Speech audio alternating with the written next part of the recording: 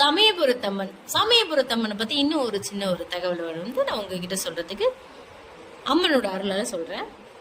அம்பாள் காலில் பாத்தீங்கன்னா ஒரு அசுரனோட தலை இருக்கும். அவன் யார் அப்படின்னா பலவிதமான நோய்களை பரப்பிட்டு இருந்த ஒரு அசுரன். அவன் என்ன வரம் வாங்கியிருந்தானா, அவனுடைய தலையை எத்தனை பீஸா வந்து கொய்யிறாங்களோ அத்தனை தலையில இருந்து ஒரு அசுரன் இருக்கணும். அவன் அது மூலயமா பலவித நோய்களை பரப்பணும், மக்களை கஷ்டப்படுத்தணுன்றதே பெரிய நோக்கமா இருந்தான். தாயார் அவனுடைய தலையை கொய்து தன்னுடைய பாதத்துக்கு கீழே வச்சிருக்காங்களாம். இந்த மாதிரி இந்த இடத்துல நோயை ஏற்படுத்தும் அசுரனை கொய்து அவனை தன்னுடைய கட்டுக்கோல்ல கொண்டு வந்ததால இந்த தாயாரை நம்ம தரிசனம் பண்ணோம்னா நமக்கு ஏற்பட்ட எல்லாவித பிணியும் தீரும்.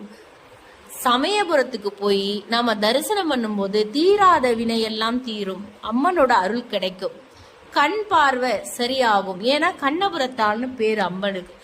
தன்னுடைய ஆதிபராசக்தி கண்ணு விழுந்த இடம் தான் சமயபுரம்னு சொல்றாங்க. 1000 கண்ணுடையால் கண் பிரச்சனை எல்லாம் தீரும். எல்லாரும் அம்பாளை தரிசனம் பண்ணி சமயபுரம் போய் நம்ம பிரச்சனை எல்லாம் தீர்த்துட்டு மகிழ்ச்சியா இருப்போம்.